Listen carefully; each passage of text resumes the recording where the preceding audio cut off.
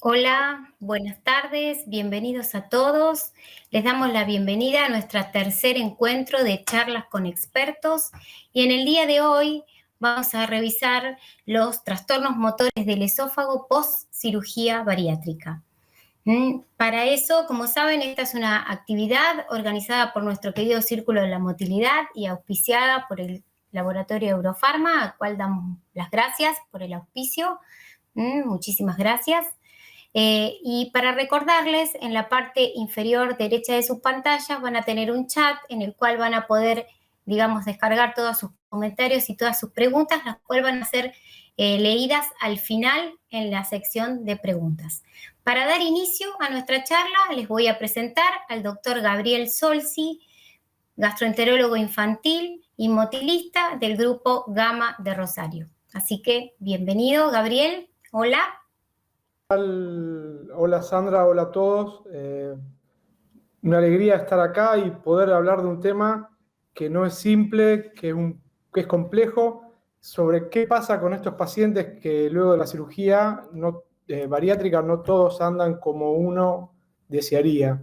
Y ya mismo entonces los dejo con una amiga, Laura Solé, maestra mía, y no solo que es maestra mía, sino que la presidenta de la Sociedad Latinoamericana de Neurogastroenterología, y una invitada de lujo, como es directamente desde Brasil, la doctora Carla Granja, coordinadora del Centro de Motilidad Digestiva del Hospital 9 de Julio de San Pablo, Brasil, y miembro del Consejo Asesor de la Sociedad Brasileña de Motilidad, y además máster universitario de cirugía en tracto digestivo de Facultad de Medicina, o sea que hace motilidad y sabe de cirugía. Laura, te dejo todo a vos.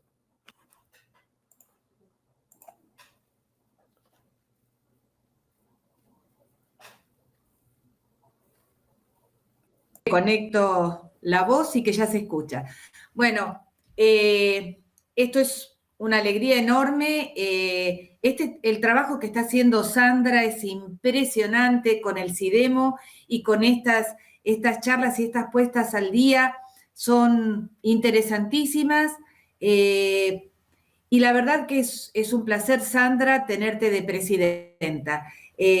Gracias, Gabriel, por la presentación. Y vamos a escuchar a Carla Granja, que realmente no saben la calidez humana y la solidez en todo lo que es todo el estudio manométrico, porque acompañó el desarrollo también de la adaptación de equipos de manometría convencional a manometría de alta resolución, y realmente está continuamente investigando. Es muy llana, muy clara, y van a escuchar una charla de excelencia. Así que adelante con la presentación de la doctora Carla Granja Andrade.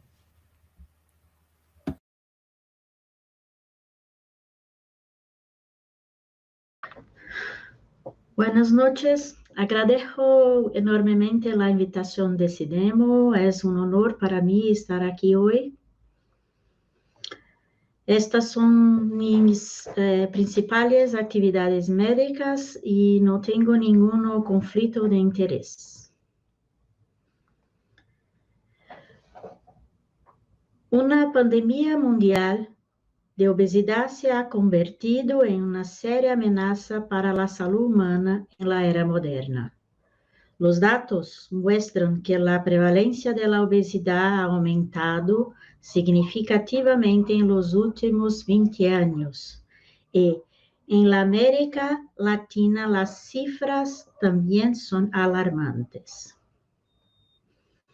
La asociación de la obesidad con varias importantes afecciones médicas como el síndrome metabólico, infarto agudo del miocardio, hipertensión, apnea del sueño, enfermedad del fígado graso y diabetes mellitus tipo 2 es bien conocida. Además, las comorbidades también cada vez más pruebas de que la obesidad está asociada con enfermedades esofágicas, incluida la enfermedad por reflujo gastroesofágico y los trastornos motores del esófago. La grasa abdominal parece ser el más importante factor patogénico porque contribuye a aumentar la presión intragástrica y del gradiente de presión gastroesofágico, favorecen las relaxaciones transitorias del esfínter inferior del esófago e inducen la formación de hernias hilatales. Un mecanismo adicional por el cual la obesidad puede causar la enfermedad del reflujo gastroesofágico se basa en la liberación de algunas hormonas como estrógeno y el bajo niveles de sustancias potencialmente protectoras como adiponectinas. Los estudios iniciales sobre la prevalencia y la evidencia de la enfermedad por reflujo gastroesofágico en pacientes obesos antes de ser operados se basaron únicamente en la avaliación de la existencia o no de síntomas. Muchos de esos estudios no valoraron la necesidad de evidencia diagnóstica más específica. Pero recientemente, la diagnosis moderna de la enfermedad por reflujo gastroesofágico verdadera fue redefinida por el Consenso de Lyon, mientras que las pruebas de función esofágica también se han revolucionado con el desarrollo de la manometría de alta resolución. Este estudio prospectivo con pacientes obesos no operados, donde fueron evaluados sintomas, endoscopia, manometría esofágica de alta resolución y pH impedancia intraluminal, mostró que los pacientes presentaban 33% piroses, en la endoscopia 35% apresentaram hernia hiatal, esofagites em 31% e em 5% esófago de Barrett. Además, según la clasificación de Chicago 3.0, 34% de estos pacientes apresentaron algum transtorno de la motilidad digestiva. E, según el Consenso de Lyon, 76% de los pacientes, 35%, apresentaram ou tinham evidência de enfermidade por refluxo gastroesofágico verdadeira e 40% alguma evidência de enfermidade limítrofe, enfermidade por refluxo gastroesofágico, mostrando a importância de evaluar mais especificamente a função esofágica de estes pacientes obesos antes de la cirugía.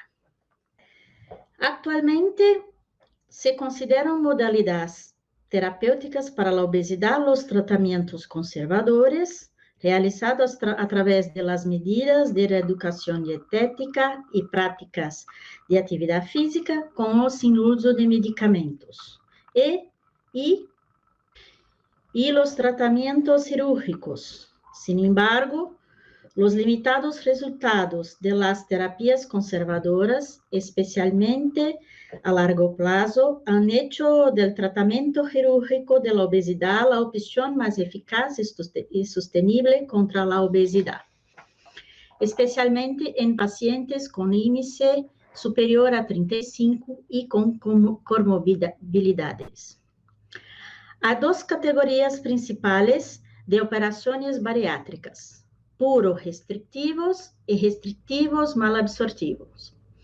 Los primeros están representados por la banda gástrica ajustable y la gastrectomía de manga, más conocido como sleeve gastrectomía, que están destinadas a reducir la cantidad total de comida que el estómago puede contener y también para retardar el vaciado gástrico.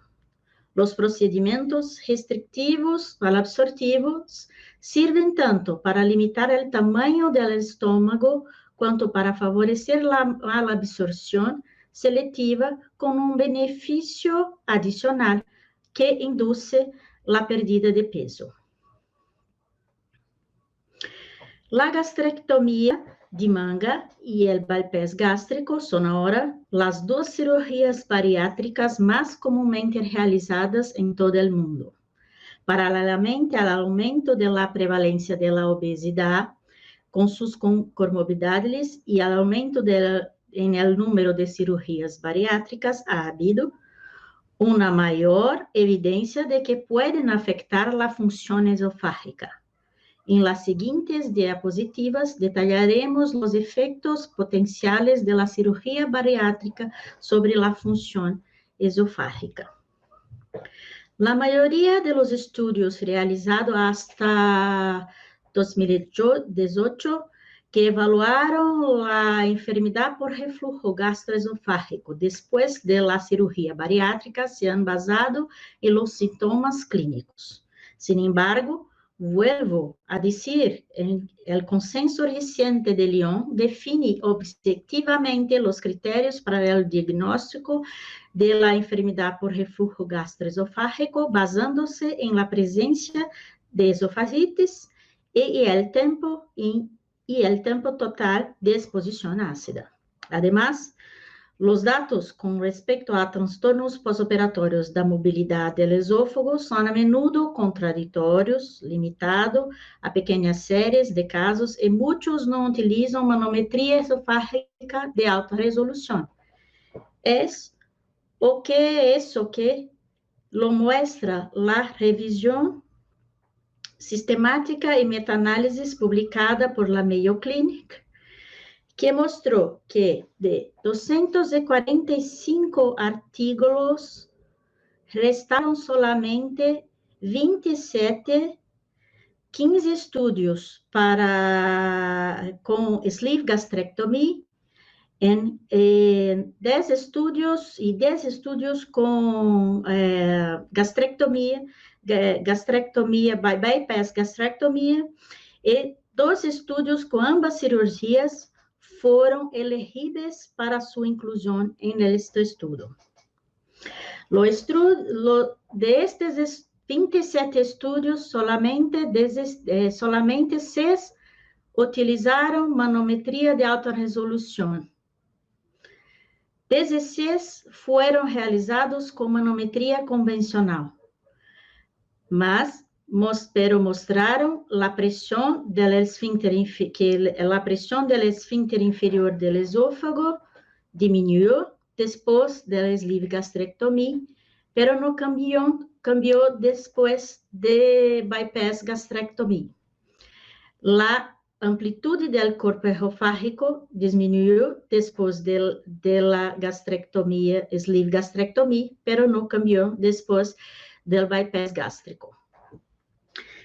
Los estudios que utilizaron la monitorización del reflujo gastroesofágico, 16 utilizaron pH impedância intraluminal y mostraron que el tiempo total de exposición ácido, los episodios de reflujo no ácido fueron aumentados después de la sleeve gastrectomía. Pero después de bypass gástrico, el número total de episodios de reflujo no fue alterado, pero el número de episodios ácidos de reflujo y el tiempo total de exposición al ácido fueron disminuidos. Es decir, en bypass gástrico, el padrón de reflujo se ha convertido en reflujo no ácido. Veamos estudios más específicos. Esto es un estudio prospectivo con pacientes asintomáticos post-sleeve gastrectomía, dirigida por Monash University de Melbourne, Australia. La Os critérios de inclusão são esses. E o mais importante é que todos os pacientes apresentaram perda de peso significativa e eram pacientes assintomáticos, sem refluxo significativo ou outros sintomas gastrointestinais, como disfagia, dolor abdominal, distensão abdominal ou complicações perioperatórias. A técnica cirúrgica realizada em el estudo foi esta, que quando se realiza corretamente deve ter uma forma tubular, formando um compartimento proximal vertical e um compartimento distal debaixo da incisura, que é o antro gástrico. Inicialmente, evaluaram a 26 pacientes que experimentaram a escintigrafia nuclear para evaluar o trânsito através do esôfago e o vaciado gástrico. E observaram que os trânsitos semissólidos e líquidos de los pacientes submetidos a sleeve gastrectomia foram comparáveis com os controles. Não demonstraram retenção. Pero, sin embargo, o refluxo durante as ingestões líquidas, caracterizado por refluxo deglutitivo desencadeado imediatamente depois da deglutição, foi mais comum em pacientes submetidos a sleeve gastrectomia em comparação com os controles. É o que nos mostra esta imagem aqui, onde vemos na cintilografia o refluxo que ocorre imediatamente depois da deglutição líquida. Enquanto, neste mesmo momento, se observou um vaciado gástrico rápido depois da cirurgia de sleeve, que apresentou um tempo médio de vaciado gástrico de 24 minutos, em comparação com 75 minutos que foi observado em los pacientes que faziam parte do grupo controle. As análises adicionais revelaram um padrão codependente de vaciar do esôfago gástrico, como se não foram dos órgãos distintos, comparados com o padrão de controles no estômago intacto. Ou seja, los esófago e estômago se vaciam junto. Posteriormente, neste mesmo estudo, os 14 pacientes se submeteram ao estudo radiológico através de estresse com bário. Primeiro, os estudos iniciais com bário líquido demonstraram fluxo rápido dentro de um tubo gástrico estreito, sem retenção substancial, estenose ou refluxo ativo. A continuação, se realizou o estudo de estresse.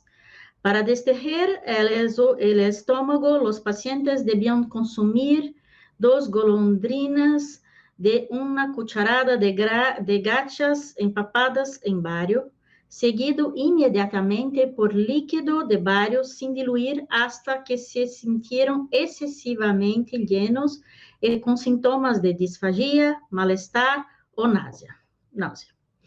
Um padrão consistente, cíclico, de relenho e vaziado foi observado. Isto consistiu de uma sequência de 8 eventos específicos, a saber, primeiro, llenado del compartimento vertical, que parece depender da peristalsis esofágica. Segundo, por distensão, se produz a abertura da incisura e o fluxo ao compartimento distal. Terceiro, uma aparência bicompartimental ao estômago, separado em 2 componentes, vertical proximal e antro. Depois, se observam eventos de refluxo que ocorrem neste momento. Depois, peristalsis, algo que parece peristalsis repetida, seguida de pancompartimentação, contração antral, em resposta à distensão, e, finalmente, fluxo transpilórico. Não olvides que este estudo foi realizado em pacientes assintomáticos.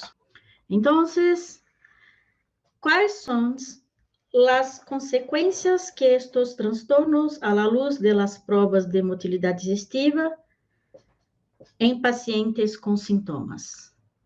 Observamos em torno de 4 a 15% de refluxo, de doença, de enfermidade por refluxo gastroesofágico em pacientes submetidos a bypass gástrico, e em torno de 50 a 70% em pacientes submetidos à gastrectomia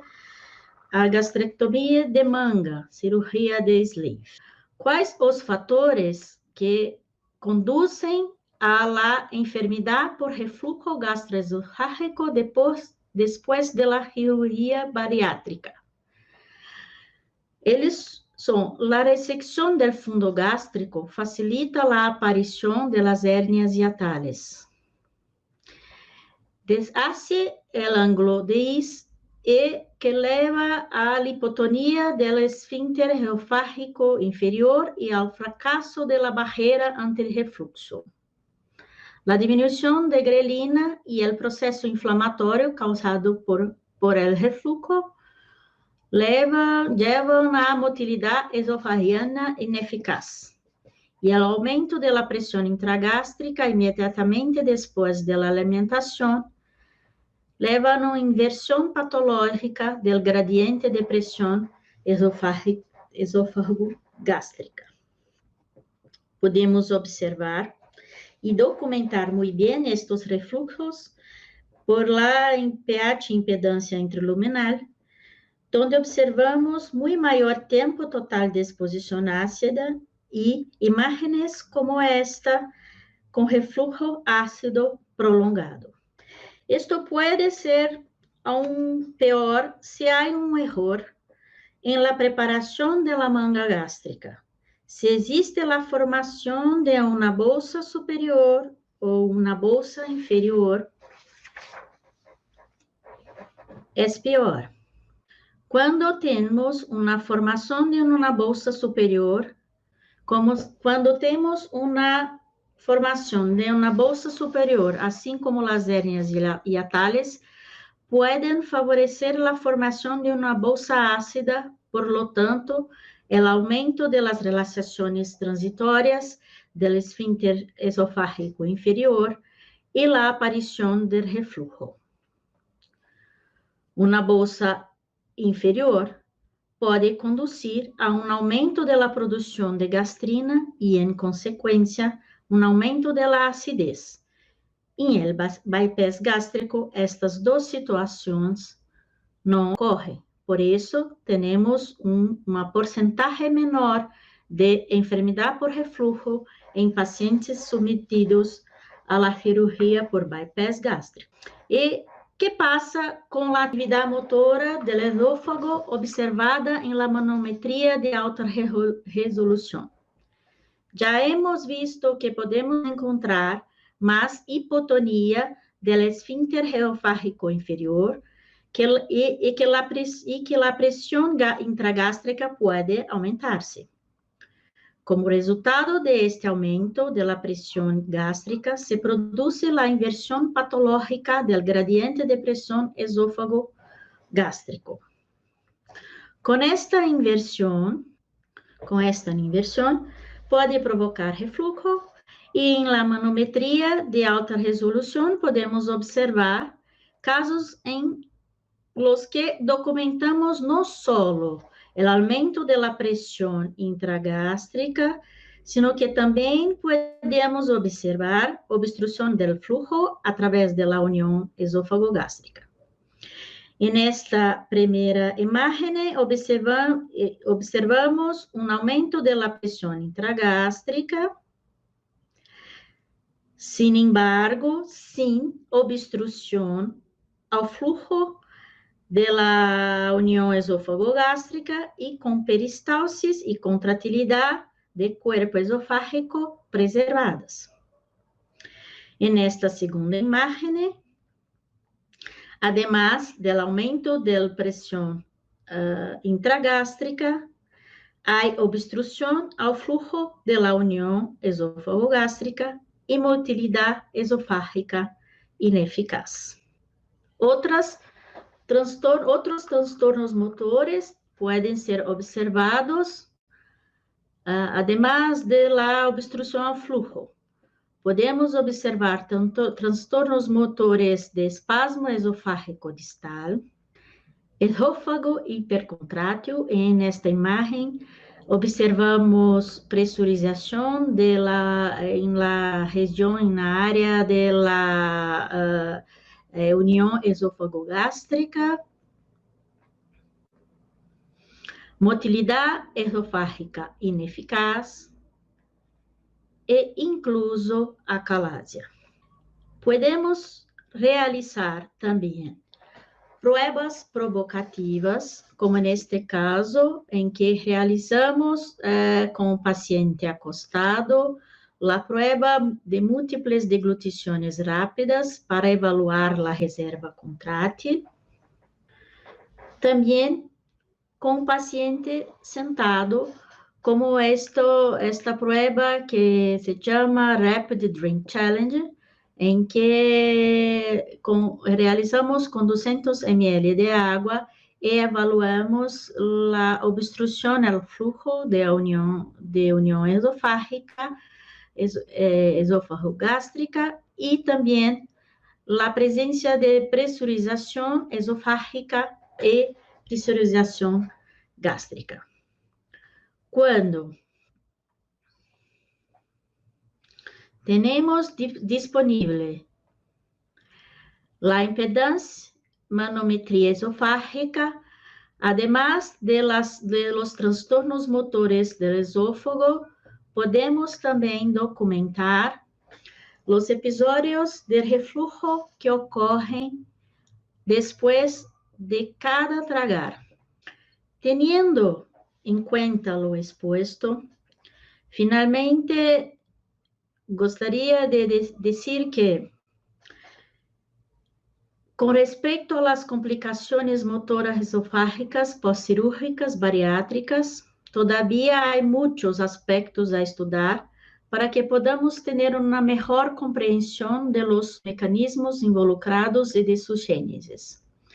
Sempre que se realiza o tratamento cirúrgico, que modifica anatomicamente a união esofágica, esófago-gástrica e a capacidade do reservatório gástrico, existe o risco de levar a complicações funcionais motoras ao esófago.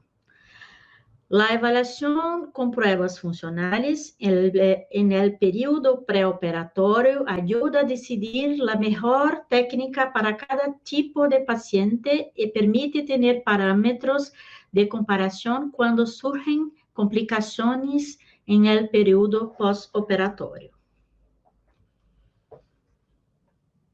Gracias.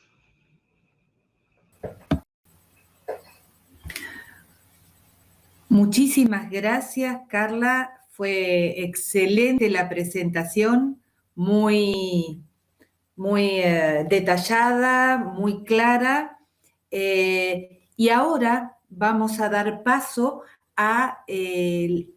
voy a presentar a una queridísima amiga, a una gran trabajadora, que es la doctora Verónica Gorodner, que es cirujana bariátrica y ha trabajado y estudiado mucho en Estados Unidos, se ha entrenado muchísimo, se ha entrenado mucho en motilidad y, bueno, va a presentar un caso clínico en donde les pido tengamos en cuenta todo esto que Carla tan claramente nos ha presentado, nos ha explicado, de las diferencias y las complicaciones entre manga y bypass y las posibilidades de reflujo, ténganlo muy presente porque este caso va a ser para poner en práctica todo aquello que Carla nos ha planteado tan claramente. Así que, Verónica, un orgullo para mí presentarte, realmente, un orgullo y un gusto. Bueno, vamos a ver tu caso clínico.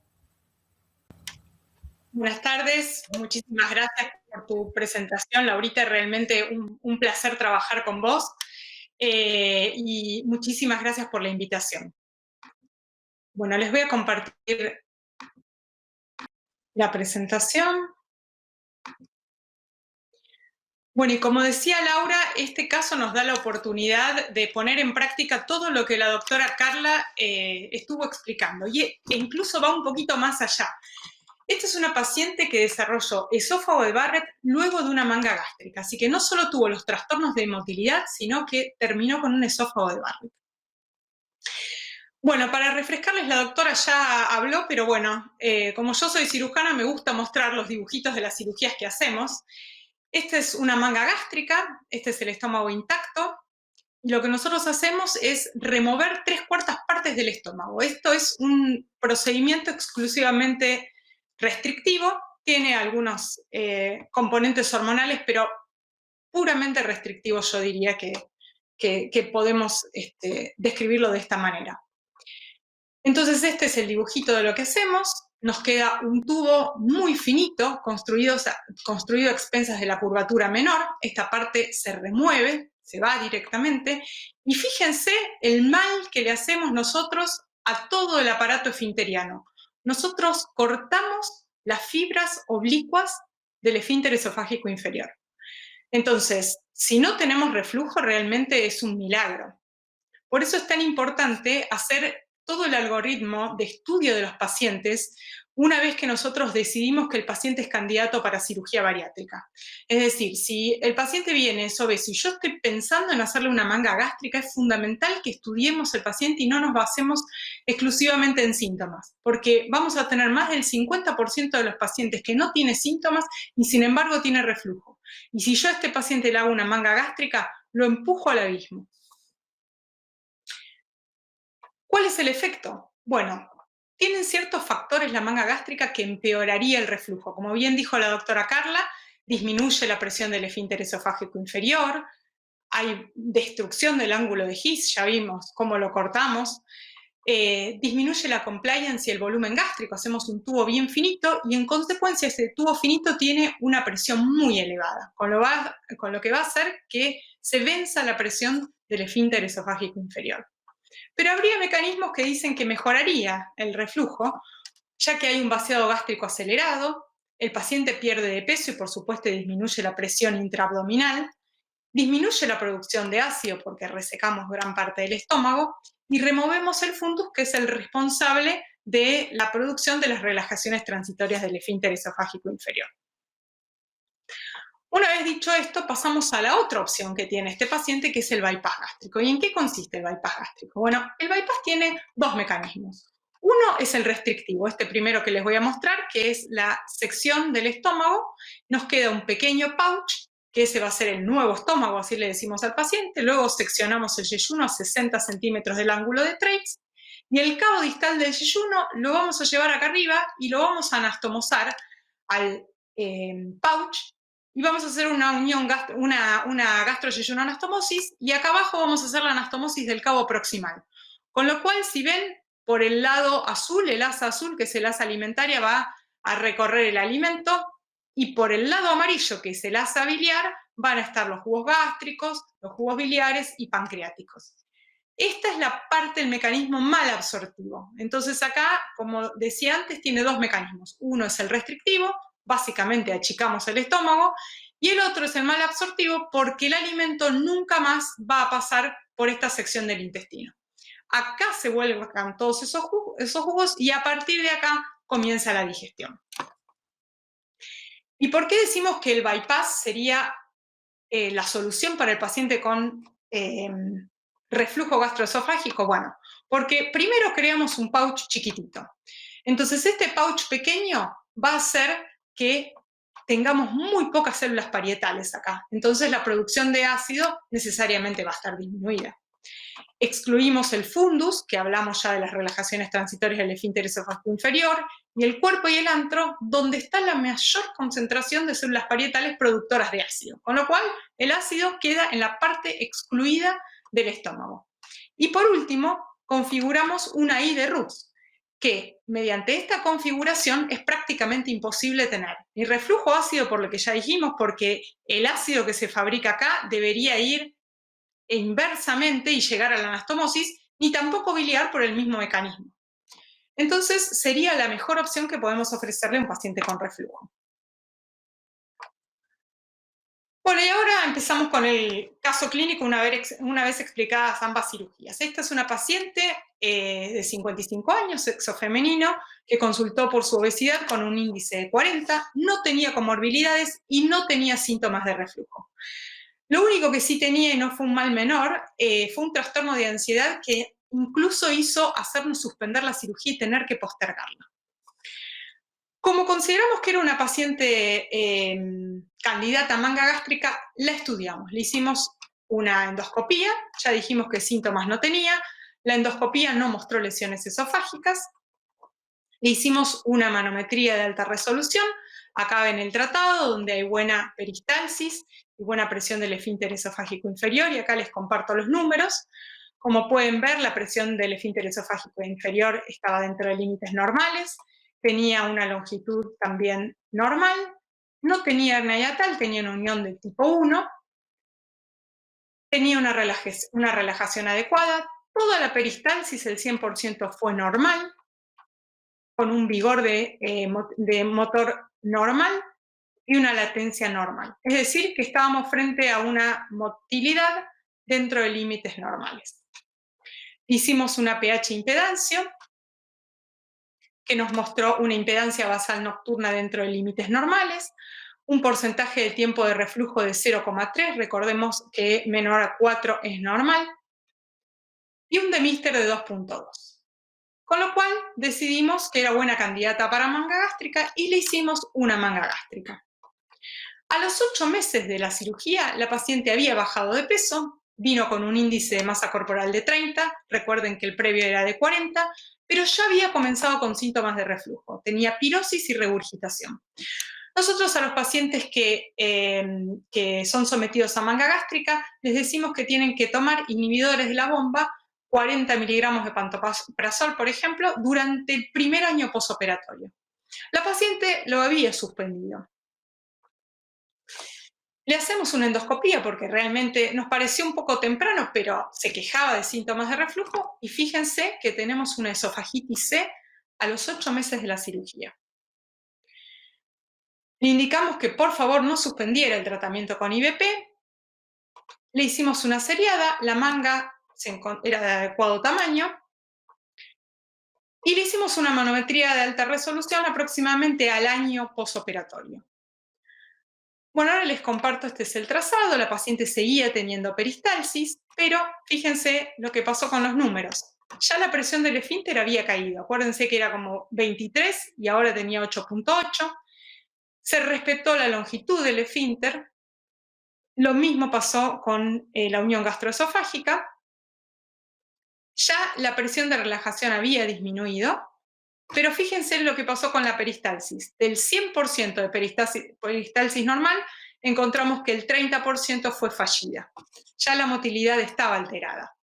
El DSI había disminuido, aunque todavía estaba dentro de límites normales, y la latencia estuvo dentro de límites normales. Con lo cual nos encontramos ante una paciente que post-manga gástrica tiene la presión del esfínter esofágico disminuido y la motilidad del esófago alterada. Y lo que es interesante, fíjense lo que pasó con la pH impedancia. Bueno, como era de esperar, la impedancia basal nocturna disminuyó, el clearance estaba alterado, y el reflujo ácido patológico, fíjense, fue casi del 22%. Recuérdense que para nosotros es patológico más del 6%. La paciente reportó 9 episodios de pirosis y tuvo casi 78% de correlación, con lo cual los síntomas se correlacionaban efectivamente con los episodios de reflujo. Y fíjense lo que fue el de Mister. De 2.2 subió a 106, con lo cual la paciente efectivamente y en forma objetiva había desarrollado reflujo post-manga gástrica. Bueno, la mandamos a hacer dieta nuevamente, le dijimos que tenía que sí o sí cumplir con el tratamiento con IVP y le agregamos sucralfato y prokinéticos. Bueno, se comprometió a cumplir con el tratamiento y a continuar con el descenso de peso. A los 2 años de la manga, la paciente continuaba con síntomas y efectivamente no estaba cumpliendo con el tratamiento médico. Era una paciente muy difícil de tratar y ya su IMC de 30 había subido a 33. Le hacemos una veda nuevamente y continuaba con una esofagitis C y apareció una hernia hiatal. Entonces estábamos ante una paciente muy difícil de tratar, les repito, no cumplía con la medicación, aumentó de peso y ahora tenía reflujo y ahora se le agregó una hernia hiatal. A los 4 años de la cirugía, ella dijo que estaba cumpliendo con el tratamiento, pero los síntomas continuaban y se agregaron episodios de aspiración nocturna, con lo cual el cuadro se agravó y siguió aumentando de peso.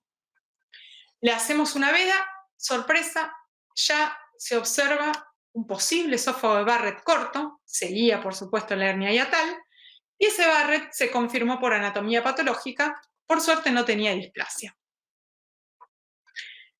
Entonces, ante esta situación, decidimos que ya estábamos yendo muy lejos, la paciente no quería convertirse a un bypass gástrico, pero no encontrábamos una opción alternativa mejor que ofrecerle esto.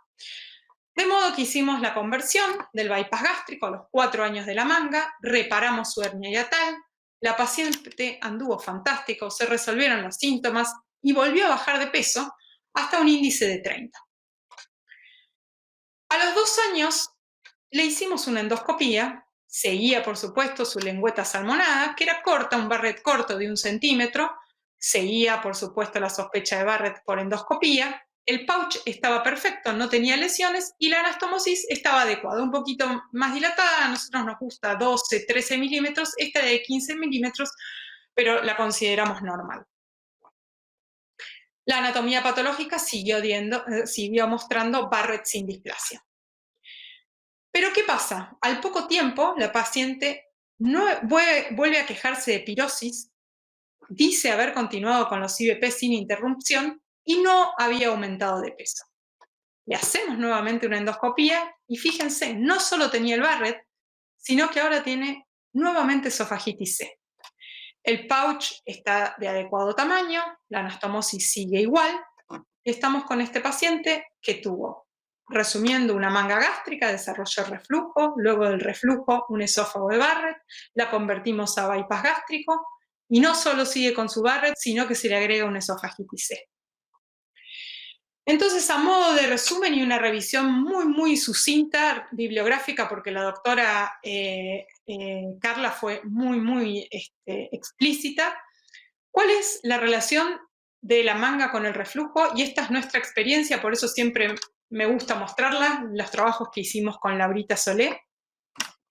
Estos fueron 155 pacientes sometidos a manga gástrica. De ellos, todos tuvieron manometría y pechimetría pre, pero solo logramos hacerle a 24 pacientes manometría y pechimetría post. No es una tarea fácil convencer al paciente una vez que se operó de hacerse nuevamente estos estudios, ya que son muy engorrosos. Pero fue una experiencia muy rica. Fíjense lo que pasó con la presión del esfínter esofágico inferior. En las barras azules ven los datos pre, esto es manometría convencional, en esa época no teníamos alta resolución.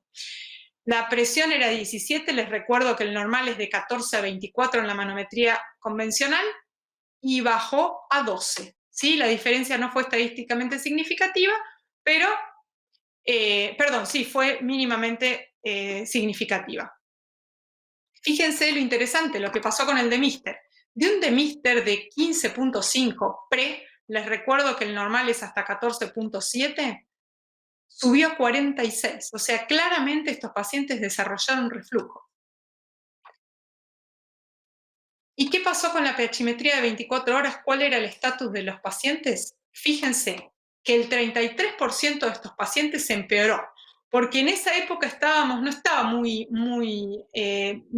o sea, estaba en discusión, pero no era certeza que el paciente iba a desarrollar reflujo después de la manga gástrica, con lo cual hubo algunos pacientes que estaban borderline, con un Demister de 15, 16, 17. Lo hablamos con el paciente y le hicimos manga gástrica. Fíjense qué pasó con estos pacientes que ya tenían reflujo, que eran 8, el 33% empeoró, o sea que su Demister subió. Y de los pacientes que no tenían reflujo, desarrollaron reflujo novo el 25% de estos pacientes. Por eso, el que me diga que la manga no trae reflujo, que venga y se siente en el consultorio y le haga estudios a estos pacientes. ¿Y qué pasa con la manga y el Barrett, que es aún peor? Bueno, estas son todas las series que se estuvieron publicando últimamente desde el año 2016, con bastantes pacientes. El mayor trabajo tiene 231, esta es una revisión con 5 estudios, hay trabajos con 680 que también es una revisión. Y fíjense, nuestra incidencia de esófago de Barrett post-manga gástrica, esto no está publicado, es del 0,4%. El trabajo que más reporta es 19%. Estos son todos pacientes con endoscopía previa que no tenían esófago de Barrett y desarrollaron esófago de Barrett después de la manga gástrica. Con lo cual, esto no es un dato menor. ¿Y cuál es el efecto del bypass sobre el reflujo? Bueno, me gusta siempre presentarlo porque es uno de los que más pacientes tiene, es un estudio del doctor Madaloso de Brasil, de 53 pacientes con bypass bandeado. Ellos les hicieron estudios, interrogaron a los pacientes con los síntomas, hicieron endoscopía, manometría y pechimetría. En el preoperatorio, que son las barras azules, a los 6 meses de la cirugía y a los 39 meses de la cirugía. Entonces ellos observaron que los síntomas fueron disminuyendo, con lo cual esto mejoró.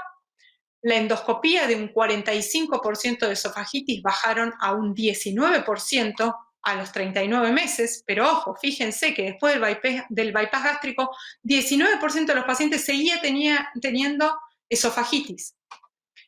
El 7% desarrolló esofagitis de novo, luego del bypass gástrico. Y de estos, el 50% tenía pechimetría normal, ¿sí? O sea, volvemos a lo mismo, a que hay que prestar atención al consejo de Lyon, que ningún estudio de por sí es contundente como para demostrar o descartar el reflujo gastroesofágico. Y este mismo estudio, fíjense lo que pasó con el Demister. De 29 preoperatorio bajó a 9 y luego a los 39 meses a 1.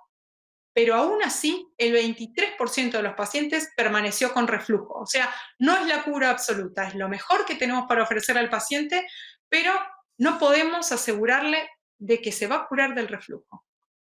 Y este es un trabajo que publicamos en abril de este año, también con Laura, que es muy interesante.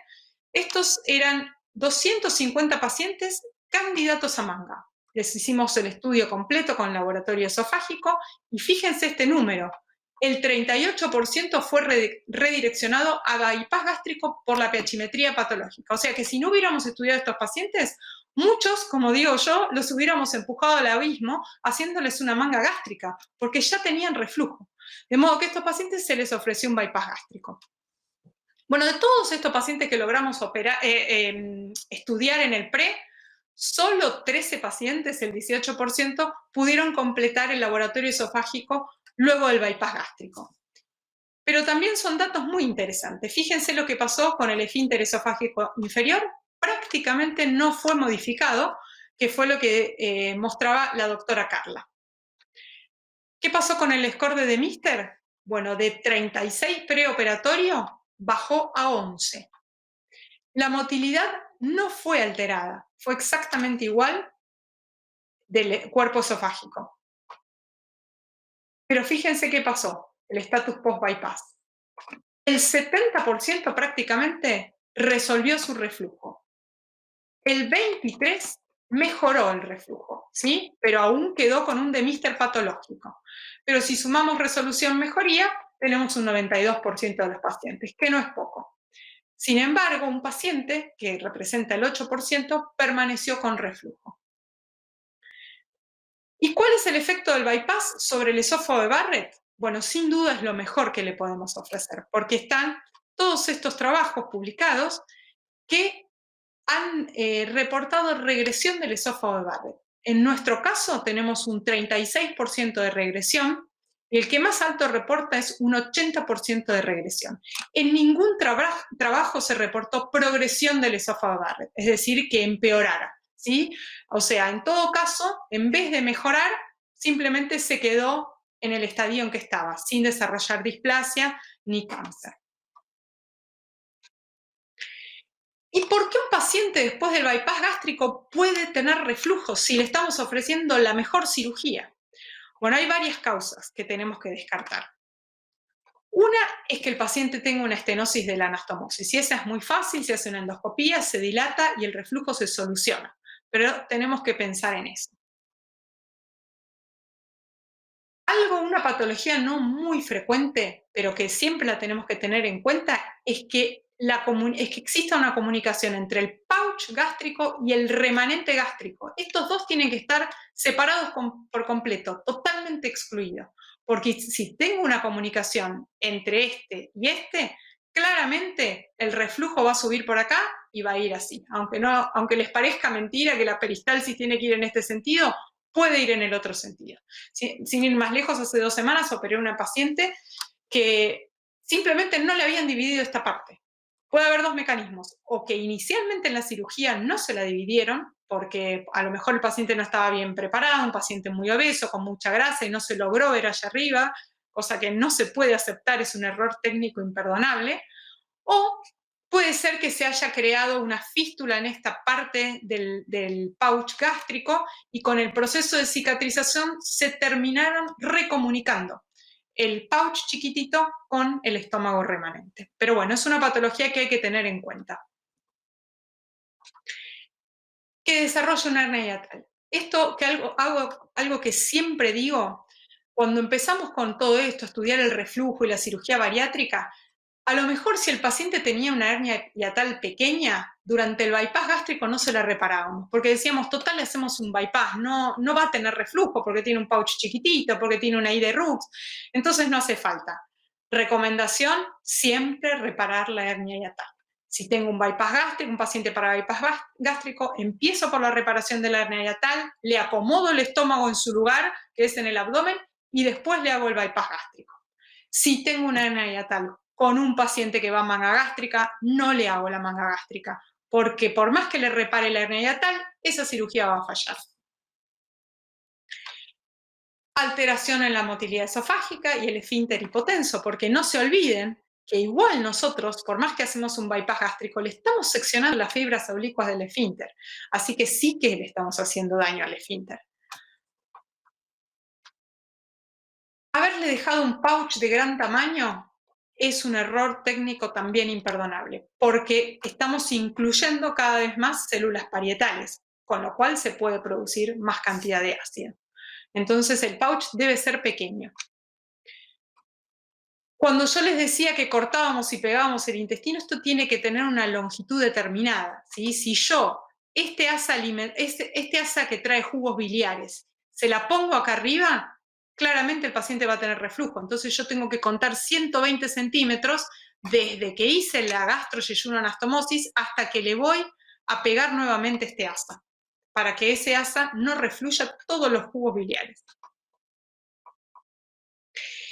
Y el famoso candy cane, que cuando nosotros hacemos esta anastomosis, yo no le puedo dejar un pedazo de intestino largo acá colgando, porque este intestino claramente va a acomodar comida y esa comida va a refluir. Entonces le estoy agregando un reservorio que yo no quiero que ese paciente tenga.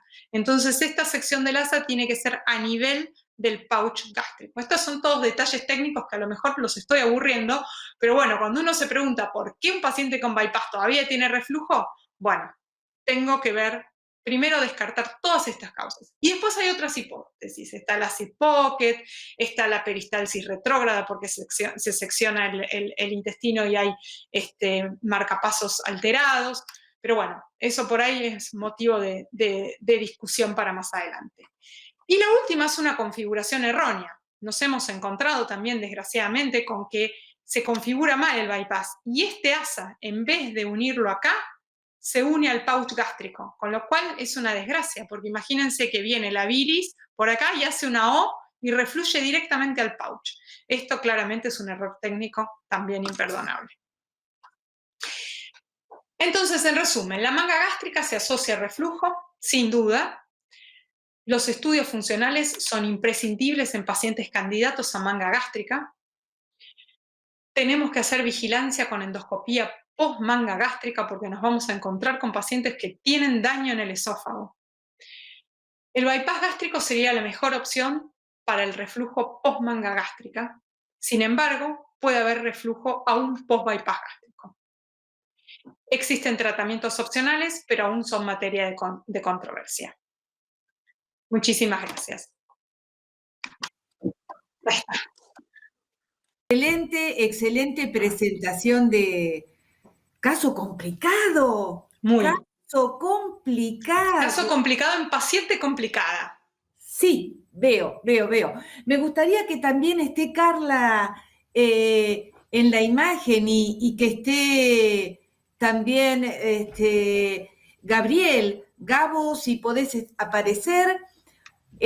Bueno, vamos a tratar de disfrutar ahora de preguntas, ya sea preguntas del público como preguntas que puedan surgir acá, y podríamos empezar a las dos. Les puedo preguntar, para que quede claro, ¿deberíamos estudiar a todos los pacientes previos a una cirugía bariátrica? Eso te lo pregunto, Verónica, y Carla, con la misma pregunta, pero orientado a, no es tan fácil hacer una manometría, colocar la sonda, ir a lo técnico, que Carla me cuente lo técnico, qué dificultades puedo tener cuando pongo la sonda, y yo tengo que poner 60 centímetros, pero a veces me estoy chocando con el pouch, tengo inconvenientes. No es tan fácil como uno cree. Entonces, Verónica, primero, contéstame si estudio a todos, a quienes, porque realmente las directrices de ahora son bastante confusas. ¿Qué pensás?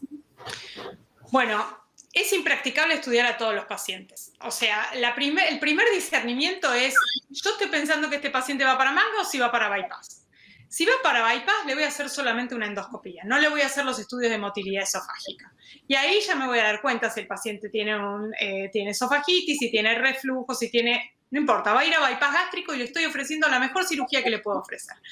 Ahora, la duda se presenta en un paciente que es candidato a manga gástrica. Ese paciente lo voy a estudiar completo. Pero, según el consenso de Lyon, nos ayuda bastante. Lo primero que le voy a hacer al paciente, por supuesto, preguntarle los síntomas y hacerle una endoscopía. Entonces, ya ese paciente que tiene esofagitis B, C, D, ese paciente ya no se va a comer la manometría y la pH-metría porque ese paciente tiene reflujo. Con lo cual, la mejor cirugía que le puedo ofrecer, nuevamente, es el bypass gástrico. Ahora, el paciente que tiene una endoscopía normal o una esofagitis A, yo soy muy... ya si es esofagitis A no me gusta, pero bueno, si nos vamos a guiar por el consenso de Lyon, podemos seguir los estudios y realmente objetivar si ese paciente tiene reflujo o no. Entonces ahí le hacemos una manometría y una pH-metría. Si tenemos impedancio sería genial, pero mínimamente lo que tenemos a nuestro alcance, manometría y pH-metría.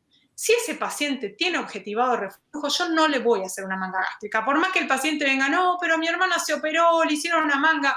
No, yo me tomo el tiempo para explicarle al paciente por qué no le voy a hacer una manga gástrica. Entonces, básicamente es eso, estudiar sí o sí, empezar con endoscopía. Primer discernimiento es manga bypass. Va a bypass, listo, endoscopía solamente. Va a manga, lo estudio a pleno. Muchas gracias.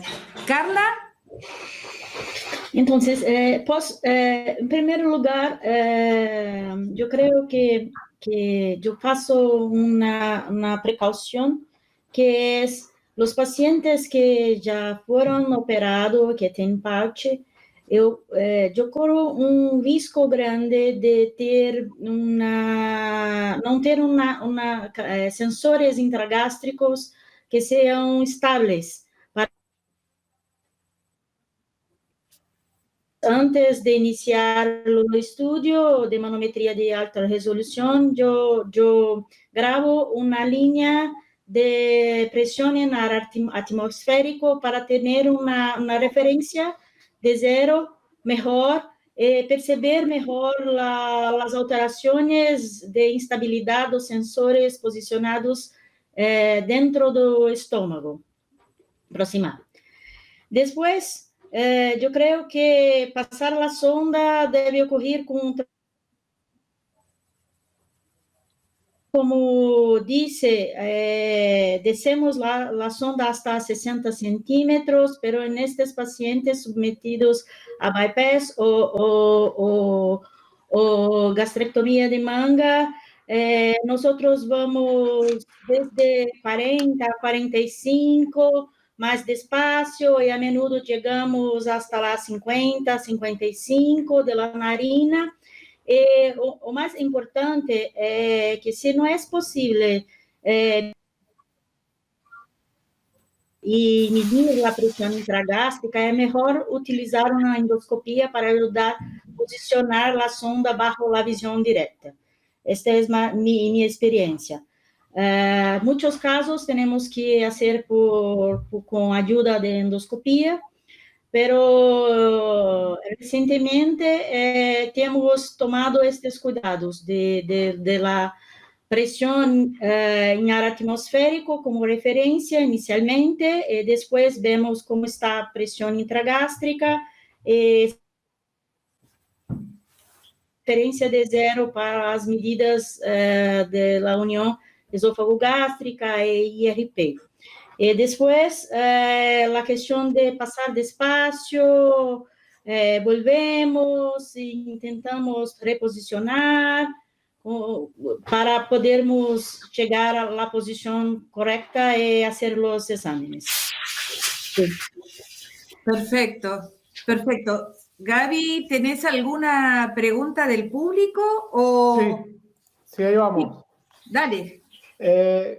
Siguiendo con la misma pregunta que hiciste antes, Laura, a la doctora Granja, si ella coincide con esto de hacer solamente estudios de motilidad prebariátrico a los que tienen reflujo y no a los que no tienen reflujo. Sí, en Brasil, hasta los últimos 10 años, todos los pacientes pre-cirugía tienen hechos los estudios funcionales. No solamente los pacientes que quieren. Hemos feito endoscopia, manometría, pH impedância, pH-metría en estos pacientes, porque muchos de esos pacientes tienen algún trastorno motor que no fue diagnosticado, motilidad ineficaz, a veces 30% de los pacientes tienen algún disturbio motor del esófago que no tiene ningún síntoma. Estes pacientes van para a cirurgia mesmo que es bypass, tenemos una información previa para hacer la cirugía. Entonces, hemos feito previamente la cirugía bariátrica, manometría, pH impedância e endoscopia, para estudiar los pacientes. Tanto los pacientes que van a hacer, esto está claro, la manga gástrica, como los pacientes que también van. Todos los pacientes son estudiados. No sé si esto es la pregunta que querían saber. Sí. Otra pregunta, ¿puede ser, Laura? Sí, dale. La doctora Ventura pregunta si pueden hacer un resumen, ¿cuál es la cirugía más recomendada para nuestros pacientes obesos? Bueno, voy yo, me parece, con eso. Sí. Bueno, yo soy pro bypass. Les voy a decir que el 80% de mi práctica es bypass gástrico, el 20% manga. Sin embargo, hay cirugías para todos los pacientes. No todo el mundo es para bypass, no todo el mundo es para manga. Mi gran discernimiento es peso, ¿sí? Ya un paciente que tiene un índice más de 42, 43, ese paciente le va a convenir el bypass, porque sin duda, si bien en términos de pérdida de peso son similares, el bypass gástrico ofrece un poquito más de pérdida de peso, ¿sí? La otra gran disquisición es el reflujo, como decíamos recién. Si el paciente está estudiado y ese paciente tiene reflujo, por más que tenga un índice de 40 y sería un candidato fantástico para manga, a ese no le voy a hacer una manga. Ese paciente va a ir para bypass. Y otra cuestión, que por ahí no es objetivo de la charla, pero bueno, está dentro de las decisiones, la toma de decisiones para una cirugía, es el paciente metabólico. El paciente que es diabético, hipertenso, que tiene hipercolesterolemia, ese paciente va a responder mejor a un bypass gástrico. No es que no va a responder a la manga, pero realmente la tasa de remisión de las comorbilidades es mucho mayor, es realmente estadísticamente significativa, favorable para el bypass gástrico. Entonces, en resumen es peso. Si tiene un índice más de 42, va a ir a bypass. Si tiene reflujo, va a ir a bypass. Y si es metabólico, va a ir a bypass. Todo el resto, el más sanito y el más flaquito, puede ir a manga. Y ahora entonces vamos a hacer el de abogado del diablo. ¿Qué pasó si un paciente que lo mandamos a bypass viene con diarrea crónica, una insuficiencia pancreática exócrina, un sobrecrecimiento? ¿Qué pasó ahí? ¿Cómo lo estudio? ¿Cómo sé qué pasó?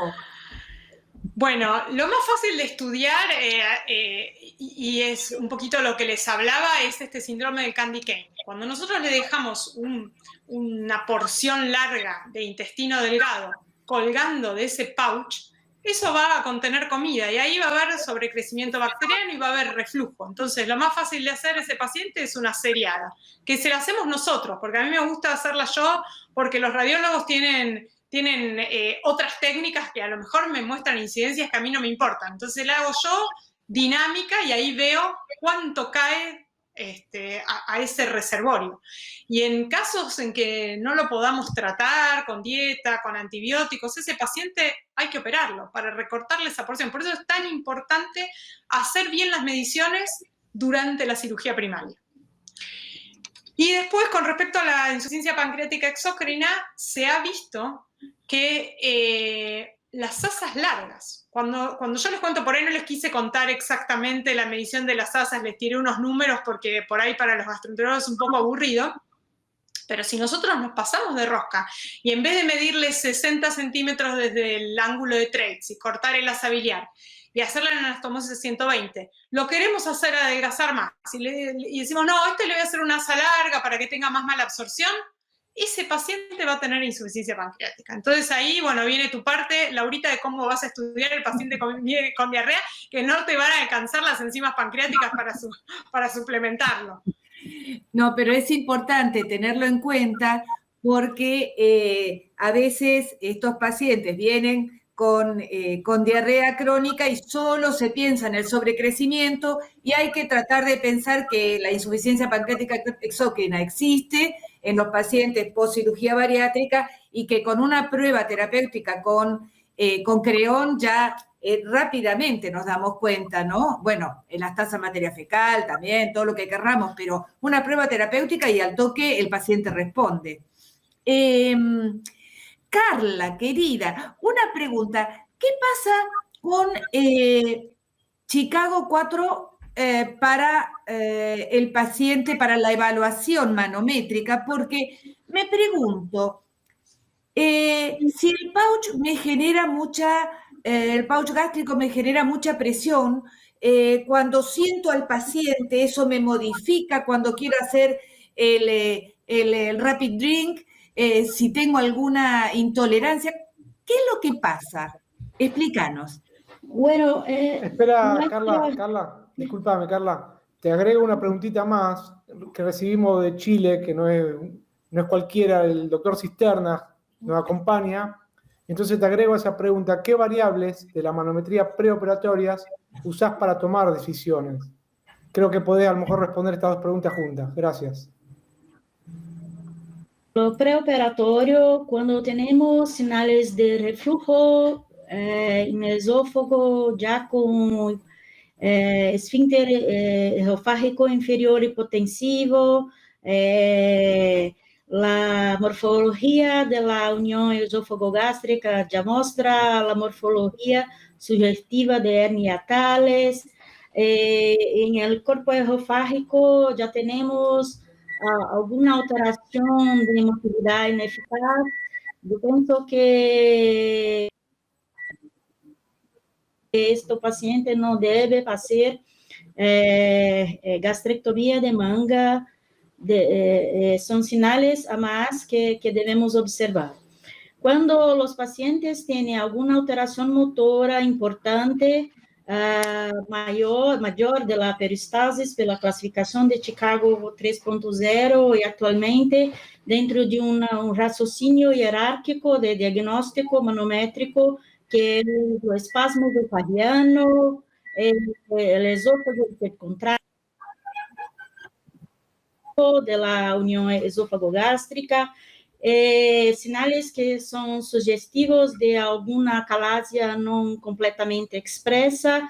Eu penso que esses pacientes devem aguardar para não fazer nenhuma técnica cirúrgica e esclarecer melhor o que se passa com o esôfago, porque a chance de ter piora da função esofágica é enorme.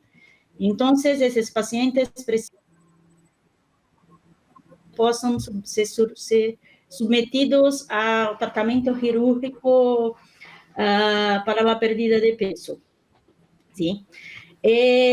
Quanto ao Chicago 4.0, bueno, nossa experiência com a técnica de Chicago 4.0 está ao princípio, dado que a publicação foi em dezembro de 2020, e só recentemente hemos começado a pôr em prática.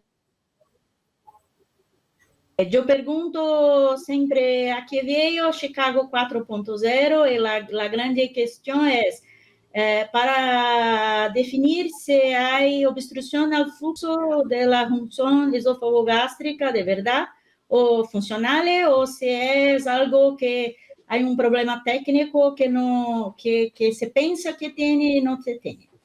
Pero nos pacientes que hicimos, não tem nenhuma dificuldade. A importância é que, como propõe, ao sentar-se o paciente, vuelva a hacer todos os passos, 3 inspirações profundas, para estar seguro da posição do posicionamento da sonda, período de descanso para ver o traçado, se está bem, se está estável, ao menos 5 tragos de 5 ml de água a cada 30 segundos, e, finalmente, direct drink com 200 ml. Eu não tenho visto nenhum problema com água. Eu creio que o problema talvez seja com espessantes ou com sólidos, que talvez tenhamos algum tipo de dificuldade nestes pacientes. Para a água, eu não tenho visto nenhum problema técnico, Laura. Eu não sei sua experiência, mas a minha é inicial, mas está bem. Yo sé que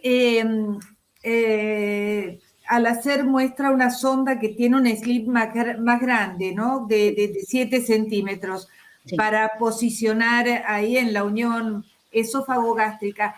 ¿Vos has notado que eso beneficia la medición de esa unión esófago-gástrica para poder ubicar también la presión del pouch, tener un lugar, una sonda más larga, con mayor cantidad de sensores ahí distalmente?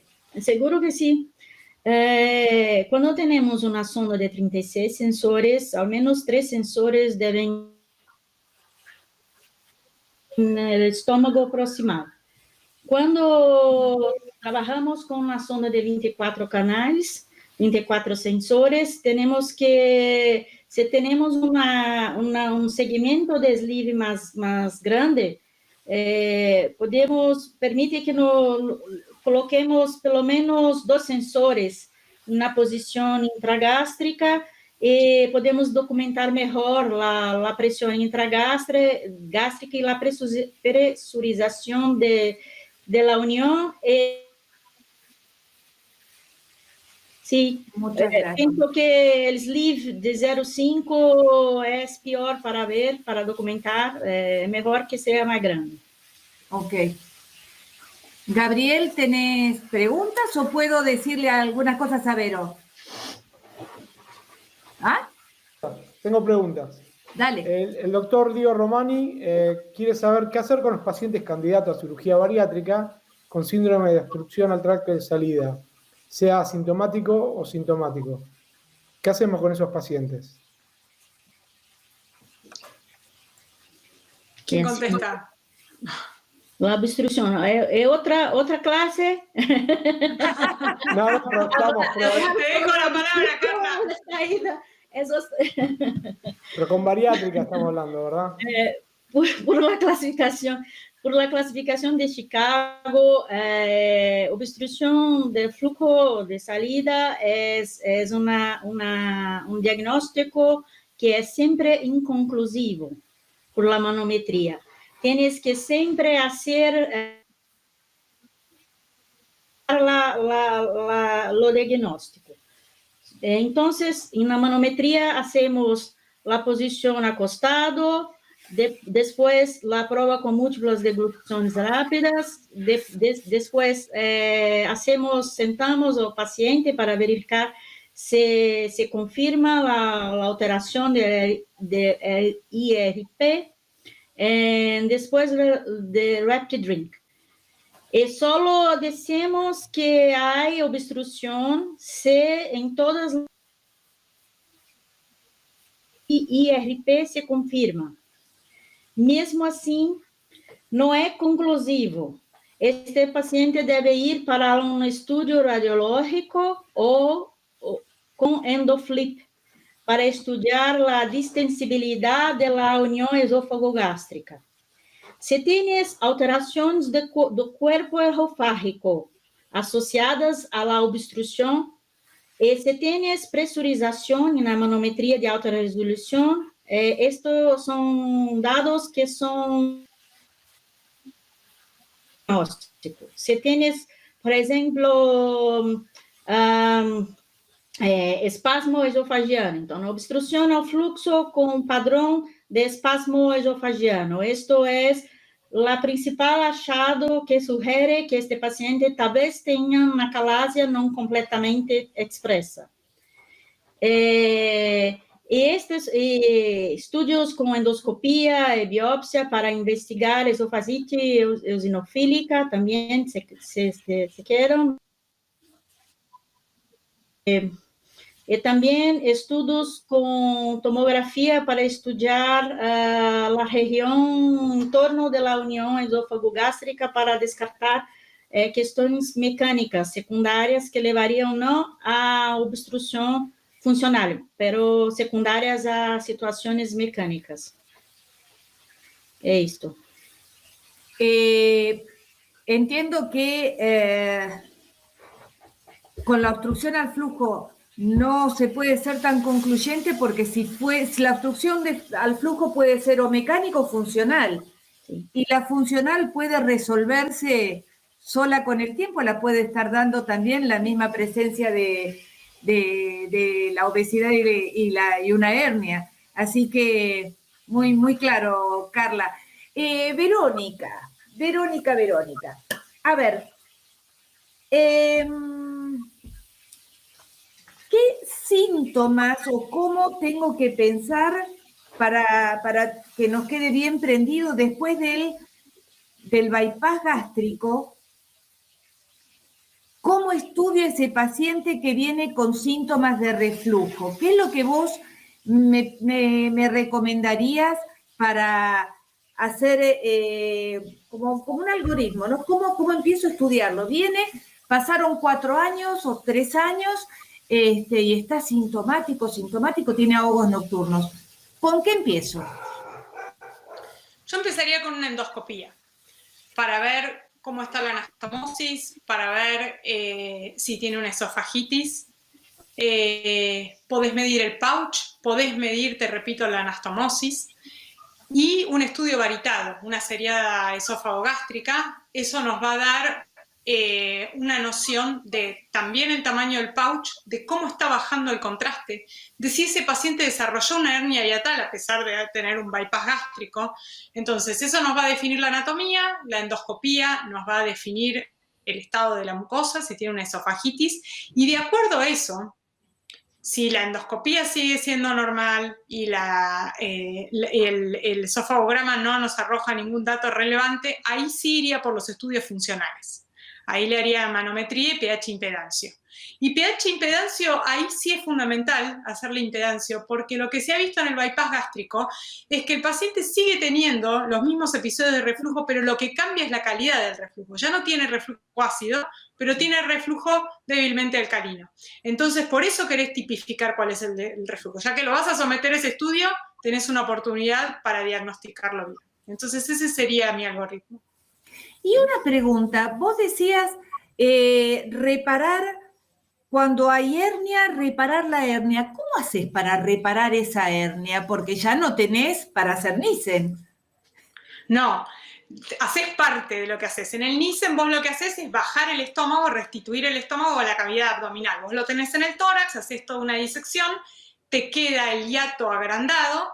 Entonces vos con una bujía de calibración que pasás por el esófago sabés cuántos puntos le tenés que poner el hiato para cerrarlo y que no se vuelva a reproducir esa hernia. Ahí no podés hacer un Nissen porque no tenés, pero sí le bajaste el estómago a la cavidad abdominal y después seguís con el bypass gástrico. Entonces a eso me refiero con hernia hiatal. Y una cosa que quería, por ahí es muy básico, pero bueno, no sé. Cuando nosotros tenemos una alteración, estudiamos al paciente que vamos a operar, tenemos una alteración de la motilidad, sin ir en extremo, sin ir al ejemplo de la doctora Carla, que era una acalasia, por ejemplo, pero tenemos una motilidad inefectiva. No olvidemos que eso puede deberse al reflujo, que es por lo que el paciente está consultando. Entonces, cuando nosotros le hagamos el bypass gástrico, sin duda va a mejorar ese paciente porque le vas a solucionar el tema del reflujo. Entonces, no asustarse si viene un paciente con una motilidad inefectiva y decimos, uy, ¿qué le hago a este paciente porque el esófago no le funciona? No, no le funciona porque está con muchísimo reflujo ese paciente. Entonces, lo mejor que le podemos ofrecer, una vez que descartamos acalasia, espasmo esofágico, todo ese tipo de alteraciones, bueno, va a ser, si es funcional por el reflujo, lo vamos a mejorar con un bypass gástrico. ¿Sí? Verónica, y en caso, el doctor Malato, más o menos relacionado con esto, quiere saber qué pasa cuando vos le haces el bypass y aparece una hernia importante que incluso le produce ahogos nocturnos. ¿Cuál es tu siguiente paso? O sea, después del bypass, que el paciente desarrolla una hernia. Con la hernia aparece el paciente con un síntoma importante de ahogos nocturnos. No tenés otra que reoperarlo y bajarle ese pouch a la cavidad abdominal. Es raro que suceda, es raro. Y ya te digo, a lo mejor no se reparó la hernia en el momento de la cirugía primaria, entonces ya nos quedó un pouch herniado. Y ese está condenado, pobre paciente, a tener reflujo, porque el pouch desde ya se lo dejaste más grande porque parte del estómago no lo viste porque estaba en el tórax. Entonces ya tiene un pouch grande, ya tiene más células parietales y encima tiene una hernia hiatal puesta. Así que lamentablemente no hay más que corrección quirúrgica, porque vos le podés dar inhibidores de la bomba, va a cambiar el pH, pero va a seguir regurgitando, que es el problema por el cual está consultando. Así que ese paciente se va a aspirar. Lamentablemente no hay otra que corrección quirúrgica. Bien. ¿Puedo hacer otra, Laura? Sí, por favor. Desde Venezuela, en realidad, Verónica, vos ya lo dijiste, pero si podés resumirlo de vuelta, a todo paciente candidato a cirugía bariátrica, ¿hay que realizar manometría o escoger algún tipo de pacientes en específico? Te mandan saludos desde Venezuela. Bueno, saludos. Bueno, acá tenemos posiciones distintas por ahí también por la posibilidad. No es fácil hacerle manometría y pechimetría a todos los pacientes, desde ningún punto de vista. Primero es de convencerlos, pero ponerle que el paciente se quiere operar y accede a mucho más de lo que accedería después de operado. Bueno, esa es una. La otra es la disponibilidad. No hay en todos lados, no todas las prepagas lo cubren. Entonces, bueno, dejando eso de lado, dividimos manga y bypass, ¿sí? El paciente que va a bypass, una cosa que quiero recalcar, que ya la dije, pero la endoscopía es imprescindible, ¿sí? No podemos operar a un paciente sin endoscopía. Hay guías antiguos que dicen que seleccionen en base a síntomas, no estoy de acuerdo en eso. Endoscopía para todos los pacientes. Una vez que dividimos con endoscopía, el paciente que tiene esofagitis, ese paciente va a ir a bypass porque seguramente tiene reflujo y no le voy a ofrecer una manga gástrica. Ahora, el paciente que estoy pensando que va a ir a manga gástrica, ese sí. Ese, por supuesto, la endoscopía que dijimos, y va a ser sometido a una manometría y pHimetría. Si la pHimetría me da patológica, ese paciente va a bypass gástrico. ¿Y a quién llega un paciente con manometría? Un paciente que va a ser para manga hacerle estudios funcionales, bueno, vuelvo un poquito para atrás, el paciente que la endoscopía me dio normal, ¿sí? O sea, una endoscopía normal no me asegura que el paciente no tenga reflujo. Entonces, ese paciente endoscopía con esofagitis, ese paciente va para bypass. Endoscopía normal y yo estoy pensando en manga, ahí sigue para estudios funcionales. Bien. Carla, quería preguntarte, hay un artículo muy lindo de Castel hace tiempo que dividía la motilidad inefectiva entre cuando es continua, cuando es intermitente, ¿no? Cuando esas degluciones se dan una inefectiva, una normal, una inefectiva, una normal, o cuando son todas fallidas o débiles. ¿Vos pensás que eso podría ser una más sugestiva que la otra o deberíamos tenerlo en cuenta para avisarle al cirujano? Bueno, la clasificación de Chicago 4.0 intentó poner esto más claro y más asociado a las alteraciones clínicas, cuando cambió para 70% las alteraciones que efectivamente hacen el diagnóstico de motilidad esofagiana ineficaz. Pero este trabalho também habla de estudio, habla que quando temos falhas, do que quando temos débiles ou fragmentadas, ou a contratilidade do esôfago, do corpo esofágico. Nestes pacientes, classicamente, hacemos a prova de múltiplas deglutições rápidas para estudar a reserva contrátil. Porque muitos desses pacientes têm solamente o processo inflamatório por refluxo, e quando estamos nutriciones 5 ml hasta a cada 30 segundos, e o paciente não deglute assim no dia a dia. Sí. Então, pensamos, será que é uma alteração ou eu estou estimulando pouco em um ambiente que é controlado? Então, hacemos as provas quando tentamos simular uma situação de deglutição normal. Oferecemos uma quantidade mais rápida e uma quantidade de volume inicialmente, pero mais rápido, como se o paciente estivesse deglutindo normalmente. E muitos desses pacientes observamos um aumento da contratilidade em resposta ao estímulo que dices que ela tem reserva contrátil preservada. Nestes pacientes de cirurgianos, eu penso que podem fazer a cirurgia sem nenhum problema. Quando temos a prova feita, quando temos isto com alguma dúvida, eu penso que estes pacientes devem ser tratados clinicamente do refluxo, com IBP ou outras medicações, e estudados mais para frente, novamente, ver se há uma melhora da motilidade, da contratilidade esofágica. ¿Y en cuánto tiempo esperarías esa mejora?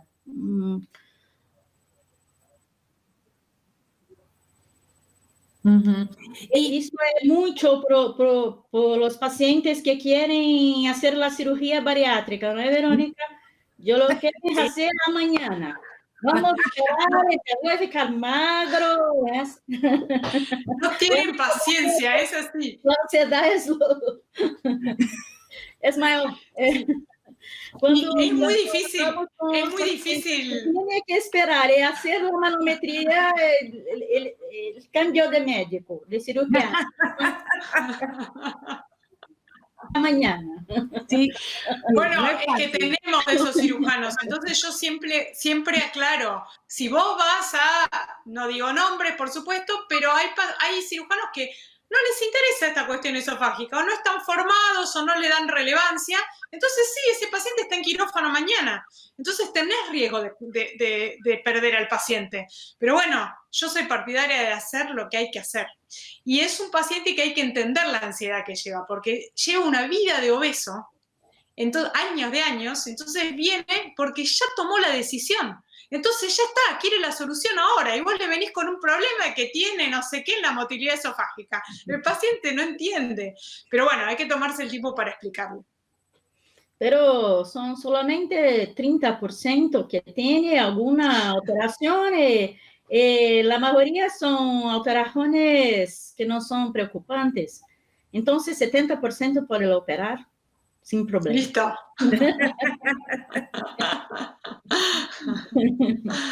Hay una pregunta del doctor Romani que yo le agrego una introducción mía.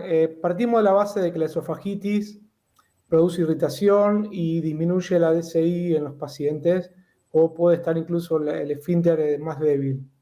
La pregunta del doctor, luego de esta introducción, es si han visto post cirugía una mejoría en la DCI de las manometrías de los pacientes, o siempre empeoran a partir de este cambio anatómico. Esto es una pregunta muy importante, pero difícil de responder porque, como ya los pacientes que están bien no retornan al laboratorio de manometría para hacer manometría nuevamente. Los pacientes que tenemos es una muestra que tiene síntomas,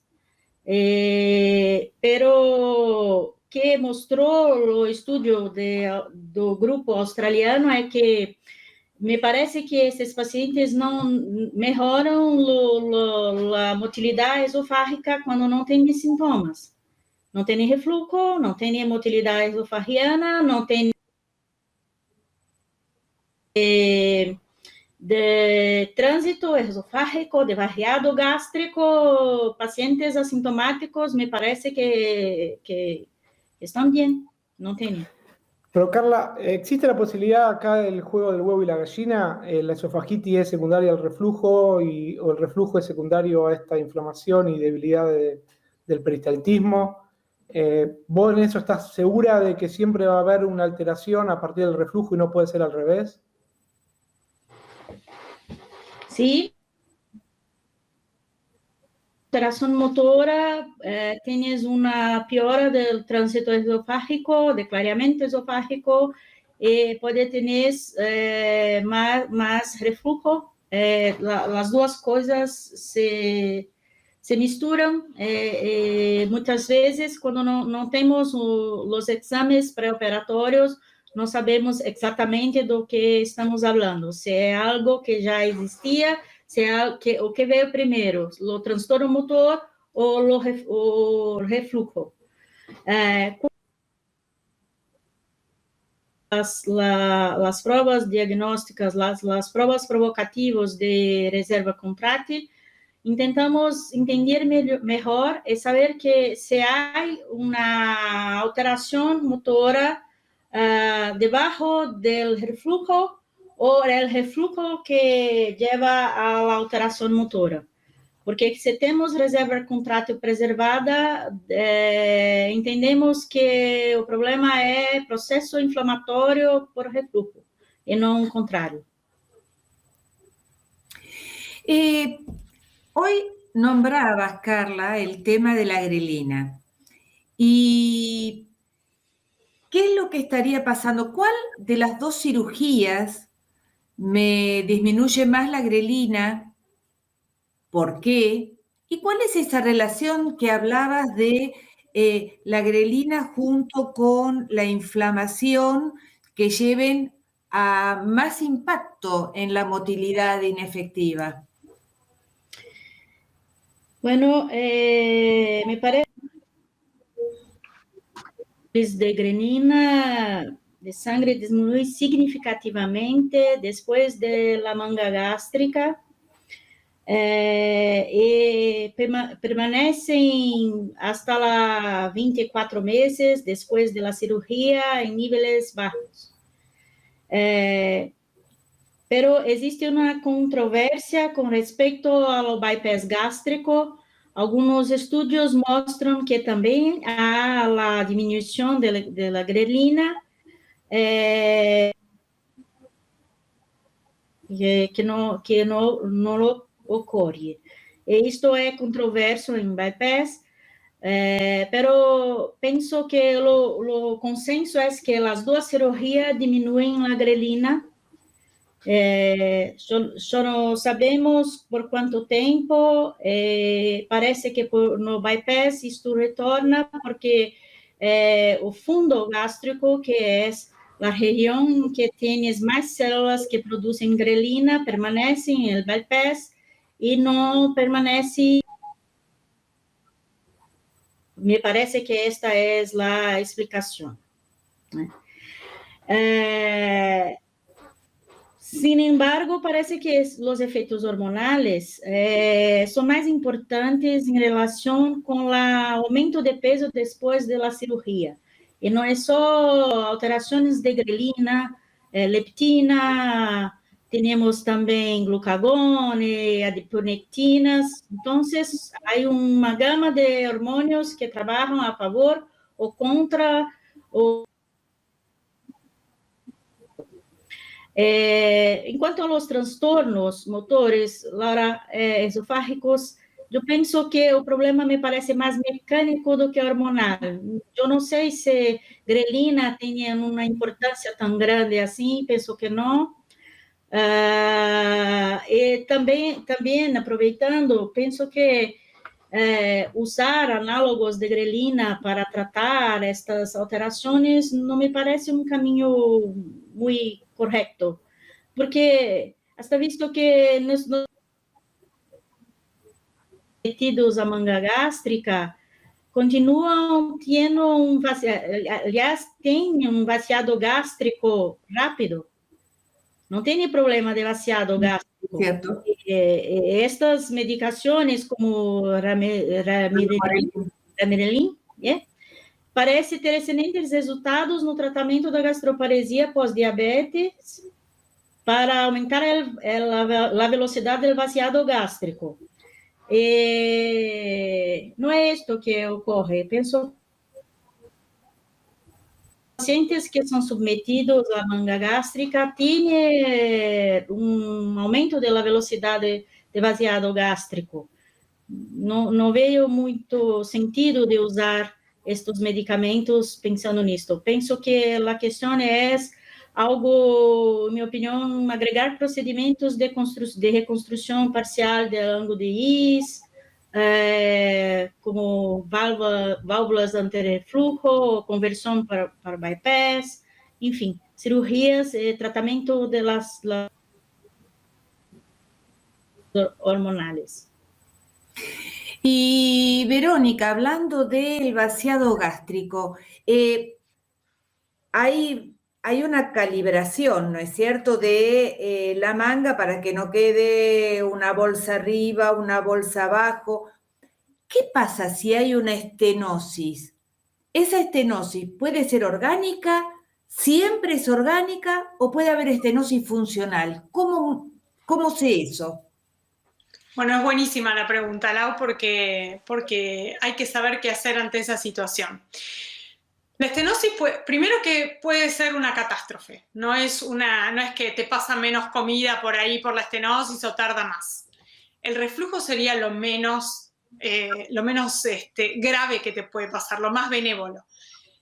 No tenemos que tener estenosis porque lo que te va a pasar si vos dejaste una estenosis que en general se produce a nivel de la incisura porque te pegaste mucho, es que vas a tener una fístula. porque vos vas a tener una incisura muy, muy apretadita y eso va a hacer que esa hiperpresión en una sutura recién hecha salte. Y donde se hace la fístula en la manga es en el lugar más complicado, arriba de todo, debajo de la unión esofagogástrica. Entonces, por eso es el ABC, no dejar estenosis en la manga. Tampoco puede dejar una bolsa. Entonces, respondiendo a tu pregunta, siempre hay que hacerla calibrada. Y para eso tenemos sondas de calibración que colocamos a través del esófago y tienen que llegar hasta el píloro. Entonces, vos cada vez que vas a disparar con la sutura mecánica, tenés que usar esa sonda como guía. Ya está estudiado, hay muchísimas teorías, muchísimas técnicas, cada uno usa su sonda, pero lo que no puedes usar es una sonda menor a 40 French, porque en cuanto vos uses una sonda menor, ahí vas a tener mayor riesgo de fístula, ¿sí? No estamos hablando de reflujo, que te repito, sería lo mejor que nos puede pasar. Entonces, siempre una sonda de más de 40, ¿sí? Puede ser hasta 50, ¿sí? Tampoco querés dejarle el estómago entero, porque si no, para eso no lo operás, ¿sí? Y la otra cuestión técnica muy importante, y va a la segunda parte de la obstrucción, porque hablamos de la parte de la obstrucción anatómica, mecánica, podés tener una obstrucción funcional. ¿Y eso por qué sucede? Vos, a pesar de tener una sonda, vos la sutura mecánica, no sé si muchos tuvieron oportunidad, es como una pistola, así, como si fuera una tijera. Entonces vos la podés poner así, la podés poner así. Si vos no la ponés derechita y vas comiendo cara anterior o cara posterior, vas espiralando la manga. Entonces, cuando vos la espiralaste, el calibre va a estar normal, pero la funcionalidad va a estar alterada, porque vos tenés una manga, y es muy difícil de diagnosticar, porque ese paciente es el que tiene reflujo, el que no tolera bien la comida, el que vomita. Vos le haces un trago de bario y el trago pasa. Vos le haces una endoscopía, el endoscopista insufla y pasa. No tenés una estrechez anatómica. Entonces vos tenés que empezar a pensar, a lo mejor, en que la confección de la manga no fue correcta en cuanto ese paciente realmente está sintomático y no le encontrás ni hernia hiatal, ni ninguna cuestión de las que estuvimos hablando anatómica como para decir por qué este paciente está teniendo tanta sintomatología. Así que no perder de vista eso, que la estenosis puede ser ya sea anatómica, con una estrechez, o funcional. Em esôfagogram, na série radiológica, no estudo varitado, tenés que estar con el ojo muy bien hecho para ver que el contraste no baja, sino que da fácil de ver. No es fácil de ver. Con fluoroscopia, entonces. Exactamente, fluoroscopia. Y que va viendo la dilatación en la... Ahí te vas a dar cuenta. Y el endoscopista también tiene que ser un endoscopista avesado y bien con el ojo hecho para ver manga gástrica, porque si vos insuflás de golpe, ¡pum!, el estómago se te abre y pasás. Si va con una insuflación bajita, se va a dar cuenta que encuentra una espiral y que le cuesta meter el endoscopio y que tiene que insuflar más y hacer una maniobra que no pasa derecho. Entonces, por eso, siempre trabajar con el equipo con el que uno está acostumbrado, ¿sí? No es que anda a hacerte una endoscopía, no, vas a ir a hacerte una endoscopía por esto, o te la voy a hacer yo, pero hay que tener eso en cuenta, porque no es fácil diagnosticarlo. Bueno, Gaby, sí, tengo dos ¿tenemos la cortitas. última? Sí, dos que tengo acá en lista de espera. Bueno. Verónica, ¿qué pasa con el Helicobacter pylori en las cirugías prebariátricas? ¿Qué valor le da a ese dato? Y también, y acá, post-bariátrico, de vuelta desde Venezuela, ¿cuándo convertía a un paciente de manga a bypass? Están preguntando mucho los venezolanos. Y bueno, ¿qué va a hacer? Bueno, el Helicobacter pylori, la pesquisa es fundamental en todos los pacientes prequirúrgicos, porque ya se sabe que están asociados. La biopsia se tiene que hacer sí o sí, por eso hacemos endoscopía y biopsia gástrica, porque no solo puedes encontrar el Helicobacter pylori al que vas a tratar, ¿sí?, tratándose de un paciente al que le vas a excluir el estómago, hablando del bypass gástrico, sino que nos hemos encontrado con muchos casos de metaplasia intestinal. Entonces tenés que ver qué grado de metaplasia tiene. Si es un grado bajo, Holguín 0, 1, 2, no tiene riesgo de malignización. Ahora tenés un Holguín 3 y 4, ese paciente no le vas a poder excluir el estómago porque le vas a tener que hacer vigilancia endoscópica. Entonces, el Helicobacter fácil, se trata. Ojo con la metaplasia intestinal gástrica. Entonces, con la metaplasia intestinal tenés dos opciones. O le haces una manga si no tiene reflujo, porque lo vas a vigilar con endoscopía, depende del grado de metaplasia, lo que le toque.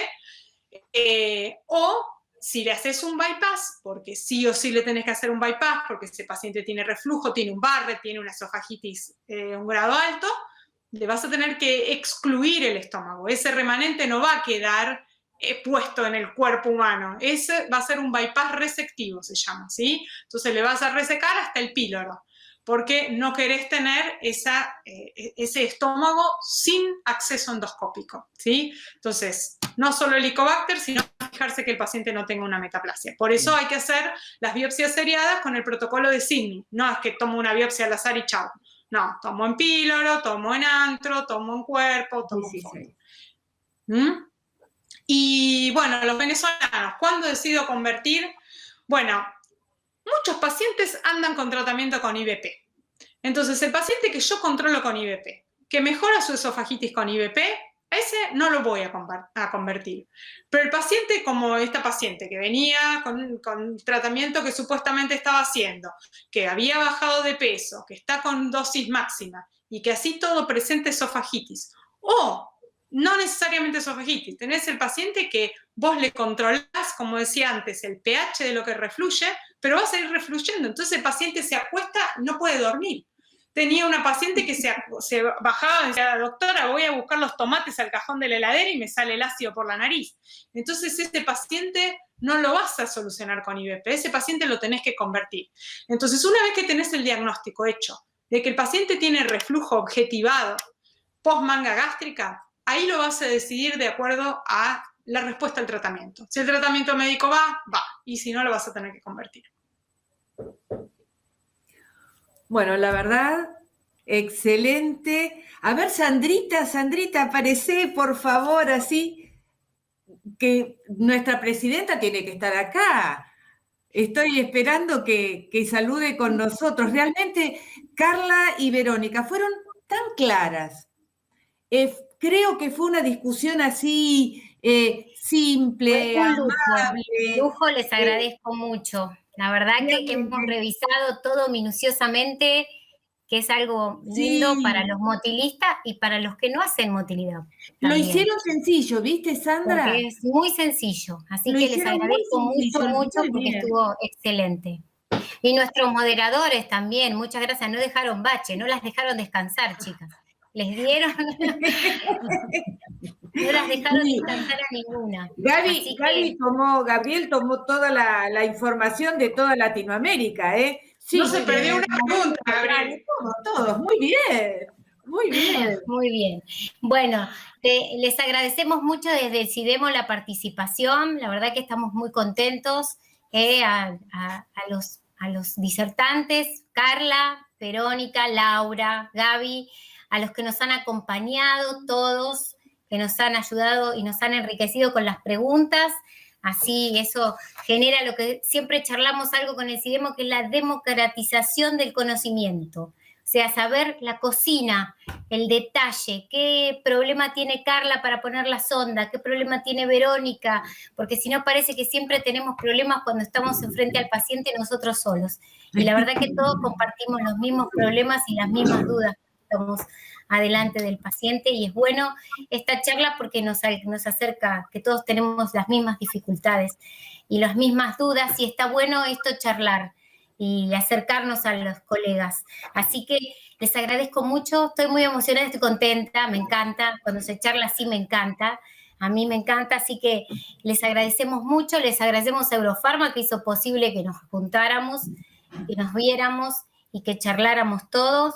Les vamos a dejar un link al final que se pueden a través de la página, o bien les va a llegar por un correo electrónico, que es una encuestita cortita de satisfacción sobre la plataforma.